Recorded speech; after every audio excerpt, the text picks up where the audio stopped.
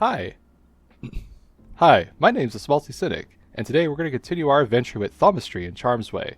Now, ignore the notes I wrote on the very top. I need to figure out a much better setup, and I think this is work. Hold on. I need to make sure I did this because this is my second attempt. Alright, good. Alright. Sorry. I wanted to keep it simple by just hitting record in NVIDIA, and that did not work. So we're going back to Audacity because Audacity is simple. Anywho, what I've done here, and I've kind of compiled everything. I'm not going to reread everything here just for my benefit. But I thought it'd be fun if I kind of, as I suggested before, fill in the gaps for the who, what, when, where, why, and how. So I could just kind of refresh my own memory coming back to this. And also just give me some pointers on what I'm supposed to be doing. And hopefully I can kind of structure this where I can do one goal after another. But anywho, let's recall where I'm at. Currently, I think I'm at the headquarters. I don't know. Can you give me more context here? Let's see. Why am I not seeing the checks box? Oh, my bad. All right. You solved Jack's puzzle. You're now in an underground space. He suggested you look at the exhibit case and explore the darkened corridor that leads off to the hall west. Okay. Directions.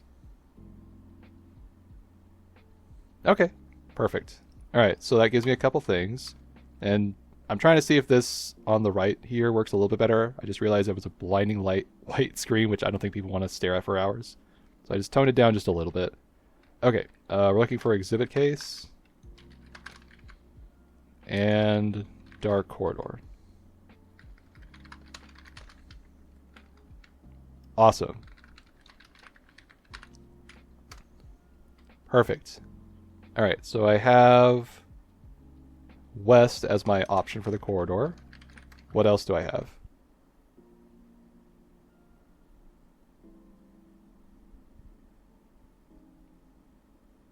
Listed on the status line above. What does that mean? Hold on. Status?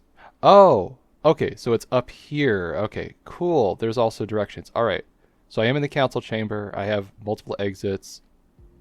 Alright, I understand where I am at right now. Okay, perfect. So, I don't know what north is. I don't know what south is. So let's try setting up maybe a bit of a map here on the notes.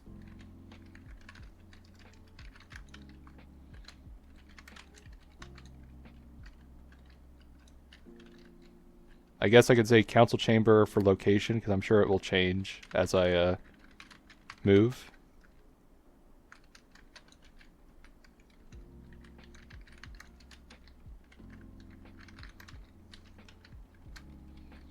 And I'll probably just copy and paste this so I can just save myself my sanity. Don't worry.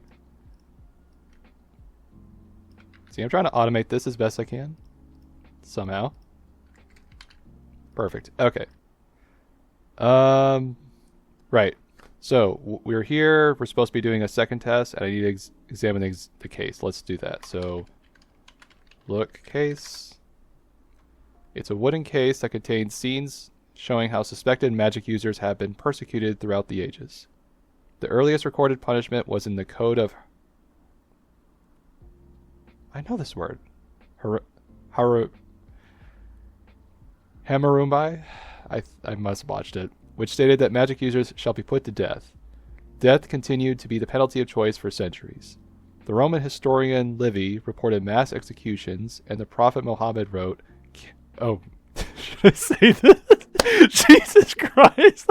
I do not have enough caffeine in this morning for this shit. Okay, whatever.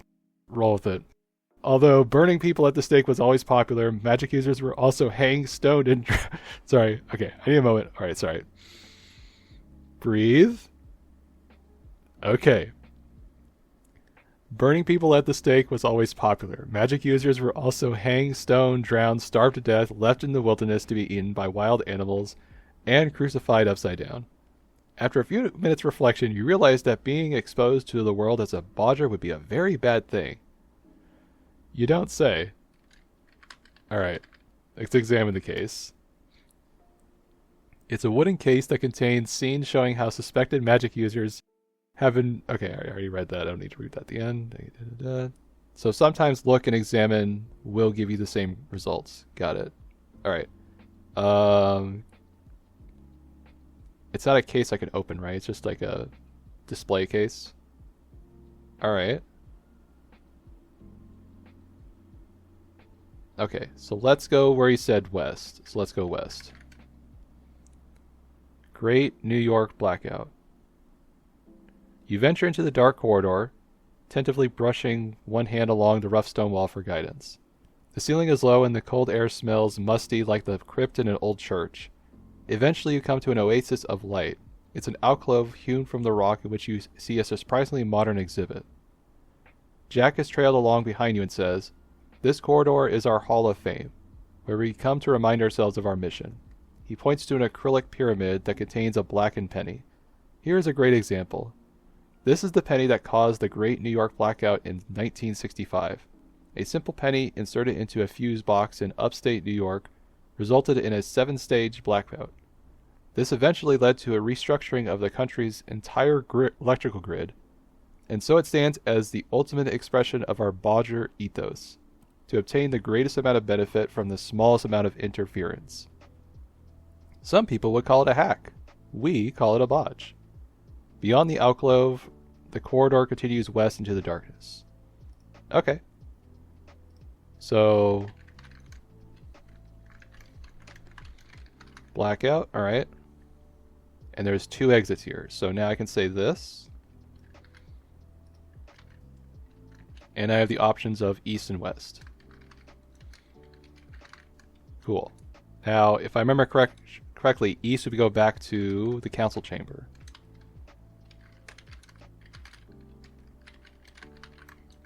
Alright. And then this area, I guess I'll put this thing, map layout. Perfect. Alright. Okay, I didn't write any notes about this shit. I'm already in a great start today. Alright, whatever. Let's just keep going. We'll figure this out. Okay. Exhibit case shows Bodgers being persecuted throughout history. Alright. New York blackout shows a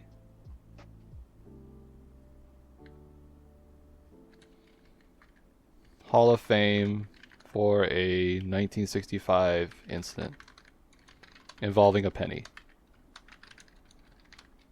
We're going to keep this stuff short for now, just so I can move on and kind of get the main points of it.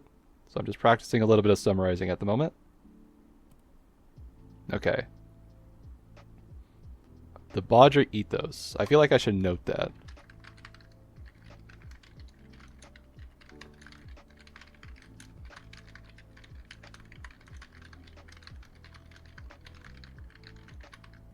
And that was with the penny. I'm assuming the benefit was to restructure the entire electrical grid. Got it. Okay.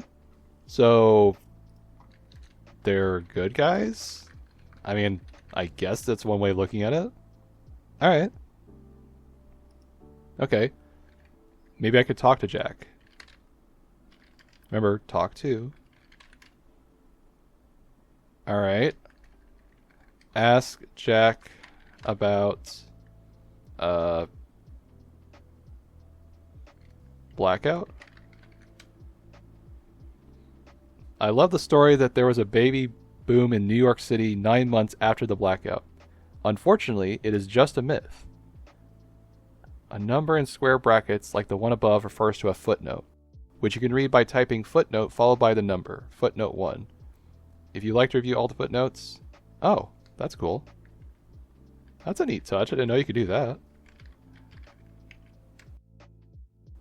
The definitive word on the blackout myth can be found on Snopes.com. Huh. Okay. Neat. Okay. I don't know if that's relevant, but we'll put it here just in case I need to come back to it. Alright. What else can I ask him about? I don't know, maybe ask him about the penny?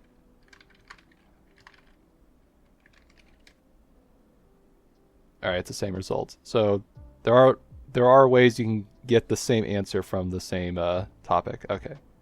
Alright, I'm just going to look back at my previous thing to make sure I'm kind of structuring it the same way. Okay.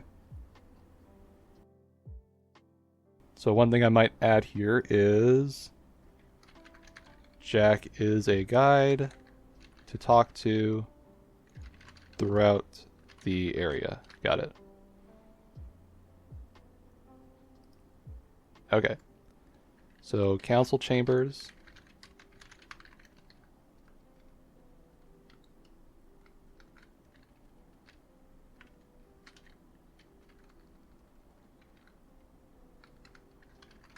Got it. Alright. I think that's all I can get in this area, so let us go further west. Wilberforce Memorial. Okay.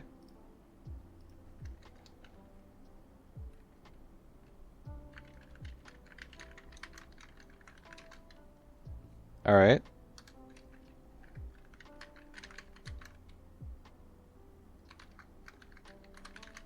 Got it. So we just came from the east.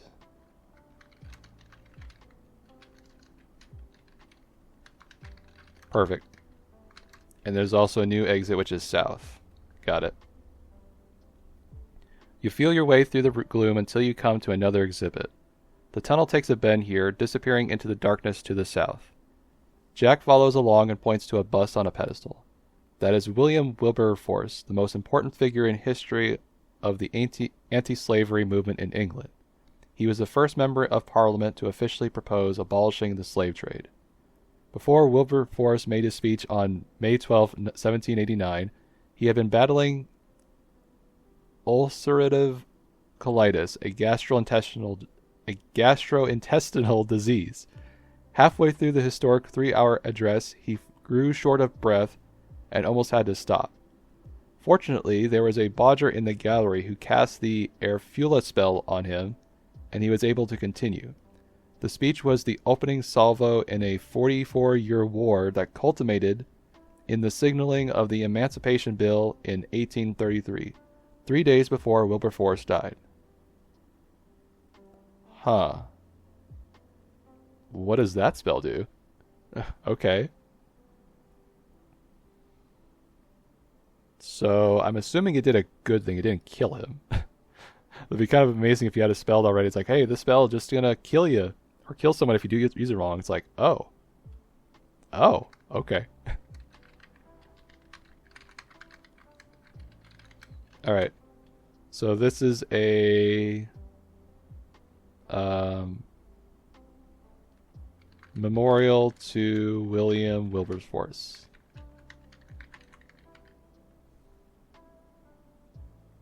So he's not the bodger. Okay. Interesting. So it doesn't get the bodger on the memorial. It gets the person he made important? Okay.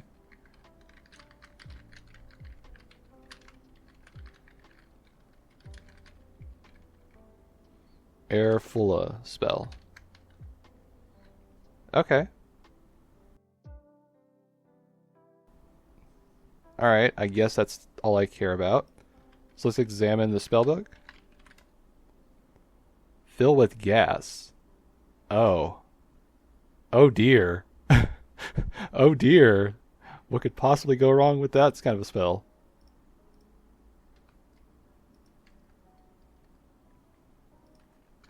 Okay, so we have a new one. Fill with gas. Alright. I'm going to regret this, but fine. Cast Erfula on self. Just a burp spell. Wow. I wonder how that's going to come useful. I'm sure there'll be some way I use this for some reason. Okay. Hey, I forgot to do this. Hold on. What does think do? You solved Jack's puzzle in the lab and accepted his challenge to embark on the journey to see if you were a bodger. Now you are in an underground space exploring some darkened corridors. Okay, so it's another way to say... It's just another fancy way of saying check. Got it. Okay. Alright. So we have this, we have this, we have this. Okay. Let's explore... Actually, I should probably talk to him, because there might be some extra information here. Talk to Jack about... Wilberforce. The American abolitionists get all the press, but on the other side of the pond, old Wilberforce had set things in motion years before.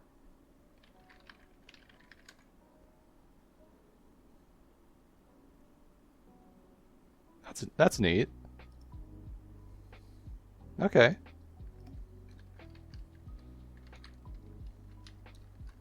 I don't know if the footnotes are actually be clues for anything, but it might give me a clue that, like, I missed something. Like, I forgot to inspect something a little bit more. Oops, not there.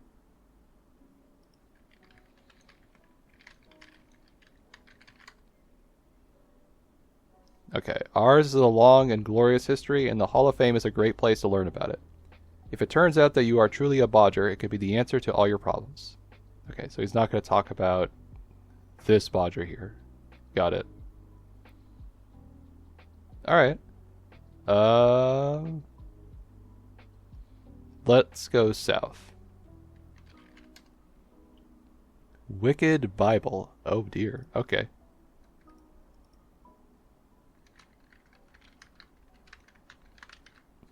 Alright. And we have the north, which is the area we're just in. Got it. And there's a new exit south. Cool. You follow the bend in the corridor and soon arrived at a dimly lit alcove that features an ancient Bible inside a glass-topped wooden display case. The gloomy passage continues to the south. Jack catches up, panting a little, and says, "This is the Wicked Bible, one of the oldest bodger artifacts we have. In the 1600s, England lagged behind the rest of Europe in the Renaissance, partially because there was no printing presses capable of making books with Greek letters. A bodger introduced an error into a printing of a regular Bible, omitting the crucial word 'not' from the 7th commandment, so it read, 'Thou shalt.' Oh dear. Oh no. Wow. The government levied a heavy fine on the unfortunate publisher, and they then used that money to set up a Greek press. England went on to participate fully in the sharing of ancient Greek knowledge." Okay, so what was the reason for it? There were no printing presses capable of making books. So they didn't want to make a press, and then they basically forced them to by humiliating them? Okay. Interesting. Alright. Omitted not from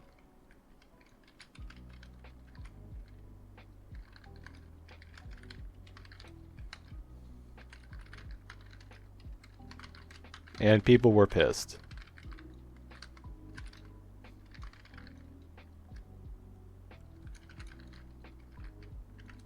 Alright, so we got that. And this is just to print more Bibles? Okay. Alright. I guess I'll talk to him about that. Talk to Jack about Bible. Let it never be said that the Bodgers don't have a sense of humor. There are still a few copies of the original Wicked Bible around. They're quite valuable.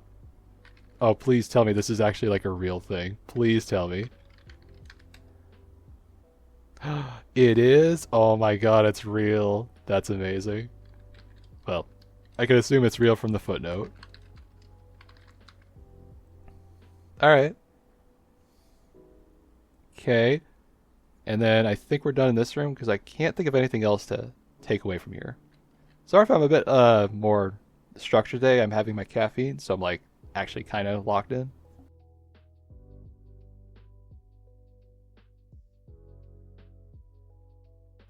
Oh, I needed that. Okay. Much better. Alright, so we gone to these areas. I think the next place to go is south. I don't think there's anything I need to examine here. I guess it couldn't hurt. Examine Bible. I'm sorry, that's gonna get over. That's never gonna get old. Alright, I haven't got any spells here, so I don't know if I'm missing something. I got one spell. How did I get the last spell?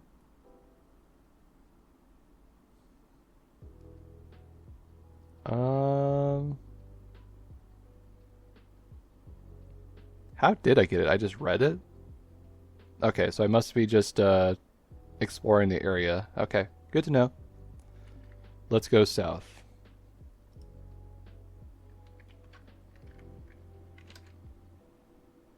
Prison break. Okay.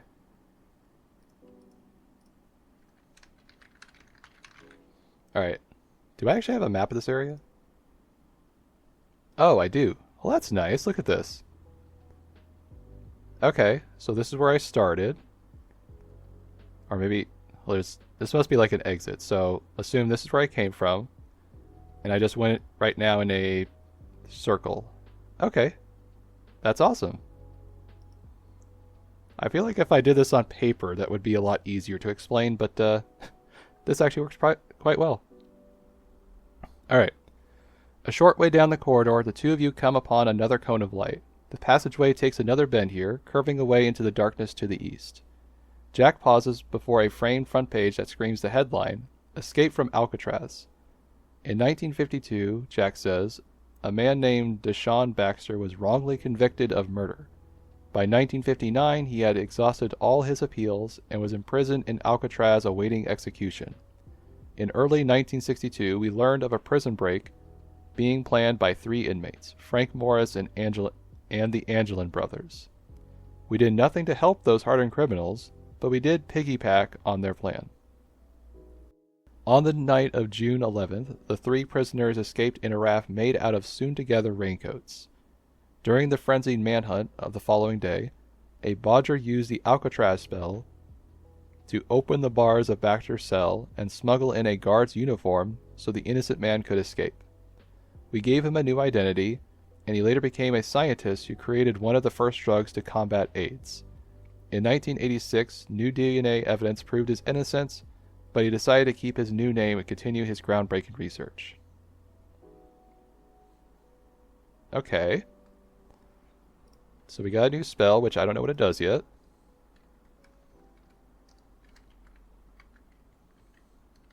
I assume it means to, like, unlock stuff. Alright.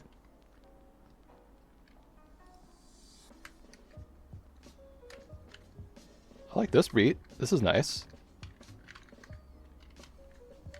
Alright. Anyways. What was I looking for? Right. Tone that down just a little bit. Sorry. Just intruding on my plots just a little too much. There we go. Alright. Deshaun Baxter. Escaped prison. I guess I can note the date for later. Got it.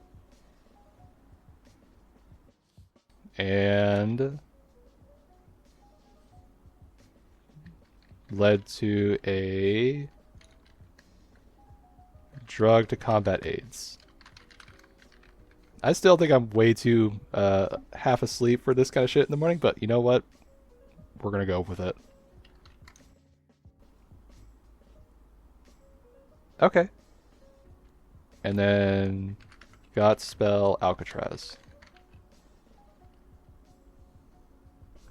It's a funny word to spell. Oh, sorry, Alcatraza? Did I spell it right?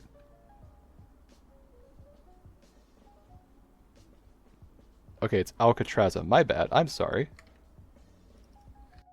I feel I had like a little bit of a dyslexic moment there. There we go. Spellbook. Open bars. Question. Does this spell work if a bar is closed? I'm asking for a friend. Sorry, it's low-hanging fruit, but I had to go for it. I couldn't resist. It's kind of like the joke of hey, how do you sell beer to minors? You put root beer into square mugs. Okay, I'm wincing a little saying that, but it's still one of my favorite jokes. Sorry, I had to go for it. All right, Alcatraza, open bars. That's what it does. I'm not a fan of this song so far. Now it's like throwing me off. Just a minor thing, but whatever. Just focus. All right. I think we're done in this room unless I can talk to Jack about it. So, talk to Jack. Baxter.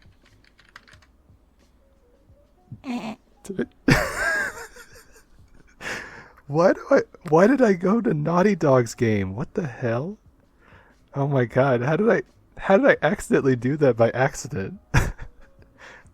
I just said a tautology and my mind's like, you're processing what you're thinking at the moment. Okay. Ask Jack about Baxter. I can't tell you more about him for obvious reasons.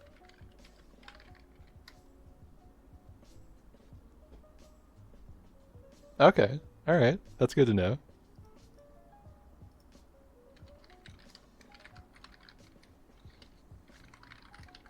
Now, the only reason I'm marking this down is maybe it's relevant for something later that could be like in-game lore stuff. I don't know. Just a thought.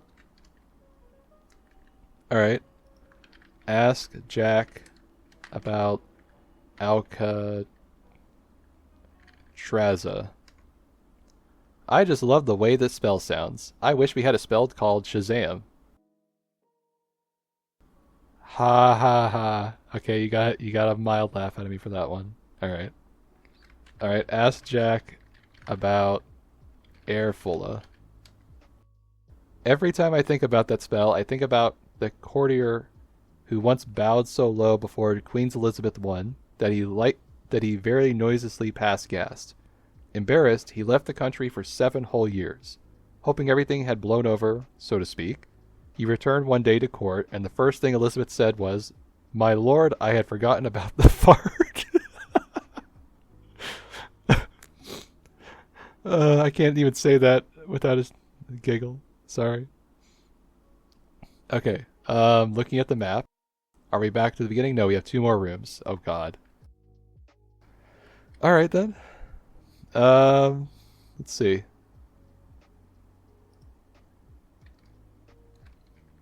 Prison Break. North is going to be Wicked Bible. And East is unknown.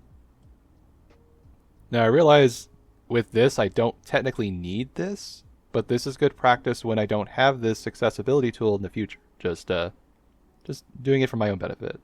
I guess I could doodle this thing, but I don't want 3 screens on this thing. This is already cumbersome to deal with. Alright, I asked him about this. I don't think I need anything else here. So let's go east. Mars Orbiter.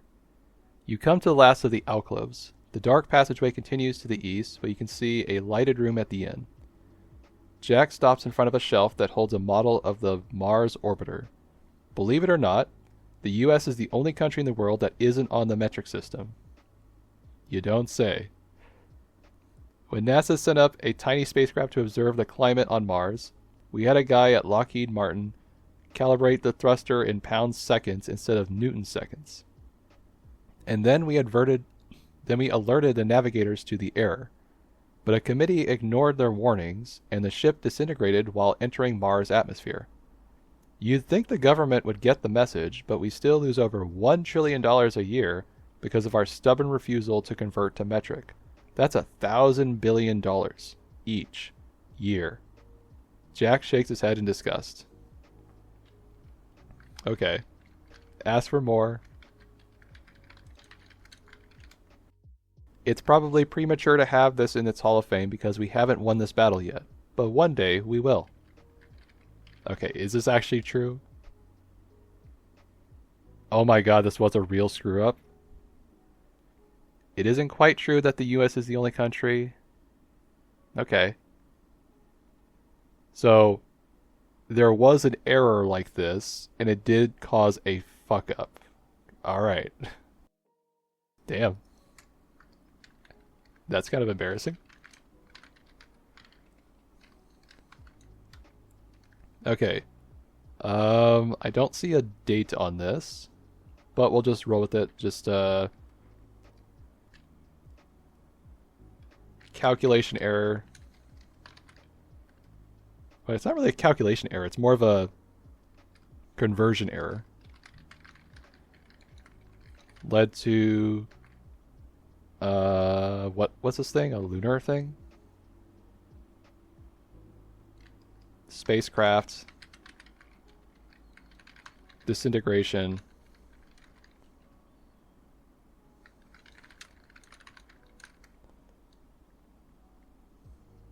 Imperial, I think it's what this is. Yeah. Imperial system is what we got. Okay. Alright. So the Bodgers didn't do anything. I mean, they must have alerted them, right? Yeah, okay. Bodgers warned the US government, but it failed. Okay. Alright. Let's see if we can examine the thing here. It's a miniature version of the real thing, which itself looked like a flying one-eyed bug. Okay. I'm not seeing anything here else to get out of this, so this seems like a dead end. Alright. And the last area to go to is...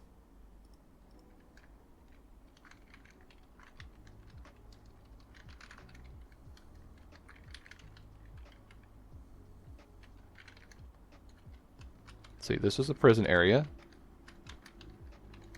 So the E should be the last area to fully explore. Got it. Look at that. I'm piecing together this on my own. It's almost like I have a sense of direction. I don't. Oh, I can use this. That's nice. Oh, wait. Did I go the wrong way? Oops, I did. Oops. Alright. Go back east. And then go east again. Observation room. Your tour ends in an observation room with a thick, bulletproof glass window. On the far side of the window is a concrete bunker with scorch marks on the wall and steel mesh cages protecting the lights. There is a closed door to the north, and a corridor leads west back into the darkness. Jack steps in behind you and says, "This is our testing facility. Some spells are quite dangerous, and this is where we try them out. Today, I'll use it to give you some tips about how to use magic. I'm going to give you 3 temporary training spells. As you get each one, be sure to check your Book of Charms to see what it does. Afterwards, I'll remove them from your spellbook." Okay. Well, this sounds more interesting. Alright. And the last area on our map to indicate is... west was the Mars room. And north, I'm assuming, is going to take me back to the council chamber. Cool.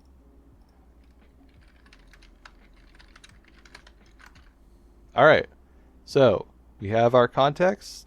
We have 3 spells. We're also going to have temporary spells. I don't know if that means I'm going to get them later, or I have to unlock them, but we'll just include them here for the sake of argument. Okay. We got our map layout, and we don't have a goal here. Like, what's our goal? Good to know.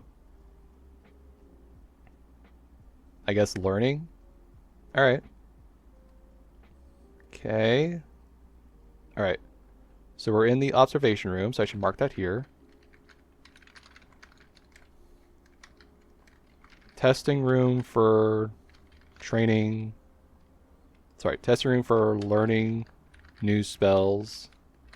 And Jack is going to give us 3 temporary ones. Good to know. Oh, there's one more text thing. He goes into the test chamber and puts a can of chunky beef and vegetable soup on the floor. When he comes back, he gives you a card and says, read the card, then cast a spell on the can of soup. Okay. The card has a single word printed on it. Amana. Okay. Cast Amana on soup. Boom. The can bulges to twice its normal side and suddenly explodes. You think the insides of your microwave is messy after heating up a bowl of soup? That's nothing compared to the steaming bits of gunk that now smear the window and cling to the floor, ceiling, and walls of the blast chamber. Wow, that can really exploded, says Jack. We obviously have more work to do on that spell. He takes the card from you and says, okay, it's no longer in your spellbook. Alright. I will keep this for memory. Amana. Temporary, and I guess it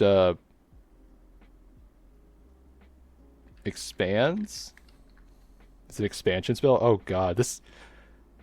First the airful spell, now this. I don't want to go down that path. That's a dark path. That's not a path I want to cross. Just move on. Okay. Here's the next spell. He hands you another card. You can cast it on me by simply saying the name of the spell, followed by my name. Alright.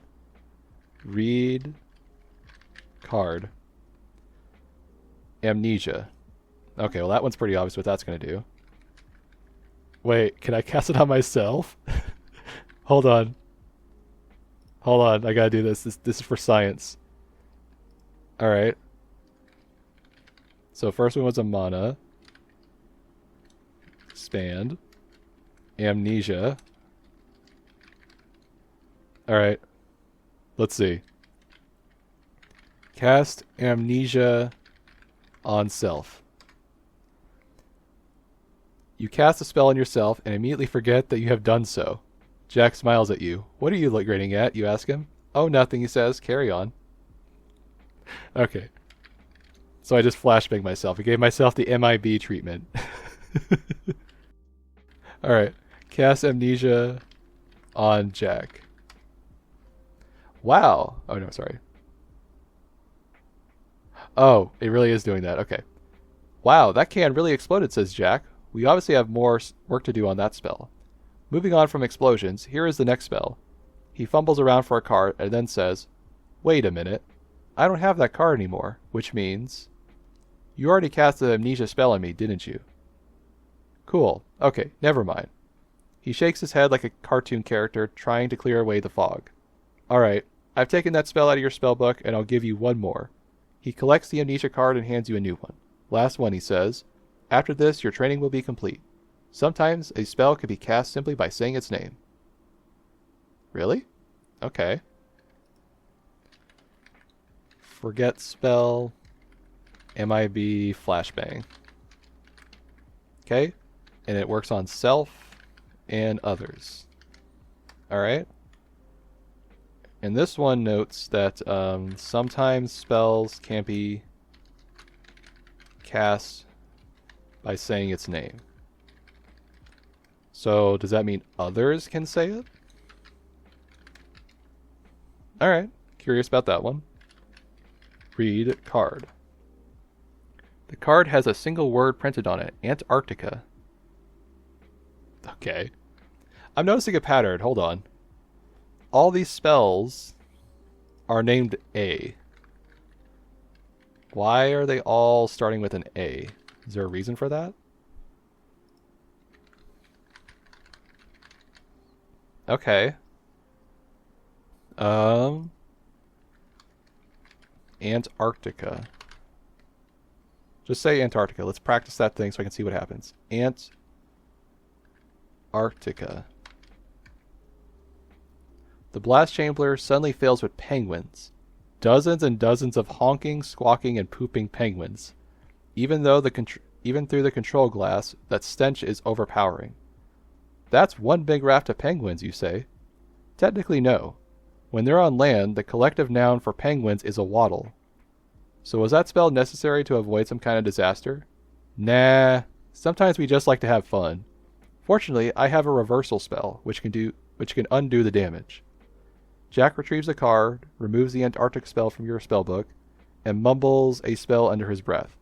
All the penguins and their poop disappear. He unlocks the door and says, "Let's go back to the council chamber." Okay, so before I continue onwards, I'm going to get this finished here. Okay, so it spawns a bunch of penguins. Not exactly what I had in mind, but okay. And it's a little random spell. It's not a serious spell. Cool. And I did verify. Come on. There we go. You can say the name without casting the word cast. Cool. Alright. Alright. Training complete. Awesome. Come on, you. There we go. Alright, where are we at? Alright, this stuff is all the same. Alright, back here. Jack says, "It looks like you're ready to go, so here's our problem. We are standing directly underneath the city's Museum of Technology, and they are holding their annual expo today. Inventors from all over are gathering to show off their latest in technologies and compete for an innovation award from Cat's Venture Capital. Also, in a special tribute to Henry Glick, the city's most famous inventor, they have transported his entire garage lab here, just as it was on the day he died." Huh? Okay. Roll with it. "Unfortunately for us, one of the inventions Glick was working on was a magic detector. A Thaumistry, he called it. If they turn that on, with the huge concentration of Bodgerist magic down here, who knows what will happen? At the very least, our existence will be revealed, and we will be subjected to the kind of persecution we have seen before. But at worst, the magic could cause an explosion of unimaginable proportions." Well, that sounds bad. "The Thaumistry is in Glick Hall. We want you to steal it, subvert it, destroy it, or disable it. We don't care what you do to it, so long as when they turn it on, it doesn't expose our secret." Me? You ask. If this is so earth-shatteringly important, why me? I don't even know if I am a Bodger. It's true that you've only just learned about us, and your magical skills are minimal, but you'll have to trust me that we know what we're doing. For reasons I cannot explain right now, you are uniquely qualified for this mission, and we know that you can succeed. Enough, he says. I need to go scout out Glick Hall. He points to the open elevator. Normal people can see the elevator buttons for the first and second floors, but only Bodgers can see the B button that brings it down here. Press 1, and when you step out into the lobby, head north and keep walking through the rotunda to the Hall of Energy. I'll be waiting for you there. But before I go, I'll stay for as many questions as you like. Okay, how am I doing on the audio stuff? Okay, it's a little bit repeating, so I can do this. Alright. Okay, here's what I'm going to do. I'm going to ask a couple questions here and kind of condense all this, because this is a good stopping point, I think. That way I can kind of like compartmentalize it, see if this audio is good, and go from there. Alright. What should I ask? Let's ask about Glick.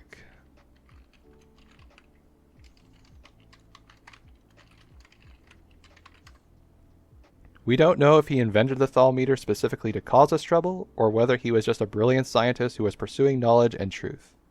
Okay. Ask Jack about me.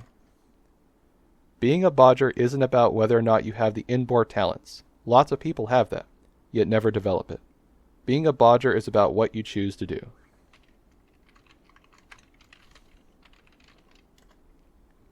Your job is straightforward. Make sure the Thaumistry doesn't expose the existence of us bodgers. Okay.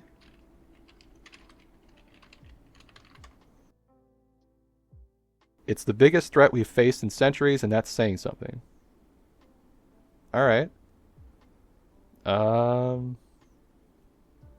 Is there any other important things? Ask Jack about Expo. It's a good cover-up for us to move around. Fair enough. Okay. Alright, this is fine. This is fine. Alright. I'll note all this stuff here and hopefully have this all mapped out, but I'll ask him about the elevator.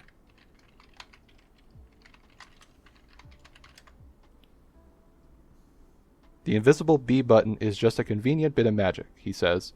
We'd like to be able to come and go without people knowing we are here.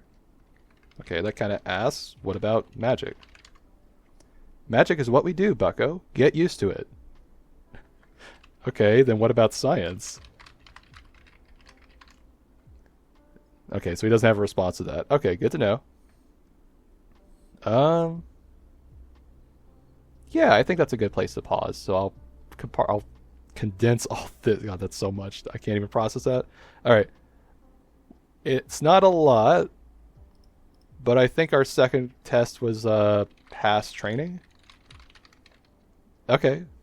And then we have our new goal, which is going to be trying to stop the Thaumistry, whatever it is.